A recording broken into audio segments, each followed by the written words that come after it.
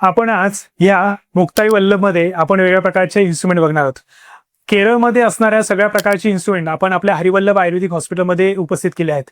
या ठिकाणी ही फायबरची द्रोणी आहेत. या द्रोणीमध्ये वेगळ्या प्रकारचे मसाज केले जातात. त्यासोबतच ही तांब्याची शिरोधार पात्र आहेत.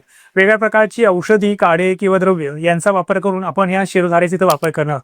त्यासोबतच ज्या रुग्णांना झोपून स्वेद घेता येत नाही किंवा झोपून त्यांना वाफ घेता येत नाही त्या रुग्णांसाठी खास आपण ही बैठ्या स्वरूपाची पेटी घेतली आहेत. यामध्ये रुग्णांनी बसून आतमध्ये बसून त्याच्यामध्ये वाफ घ्यायची असते आणि वाफ देऊन त्यांच्या शरीराला स्वेदन केलं जातं. यामुळे सगळ्या प्रकारचे दोष यांच्या शरीरामध्ये कमी होतात.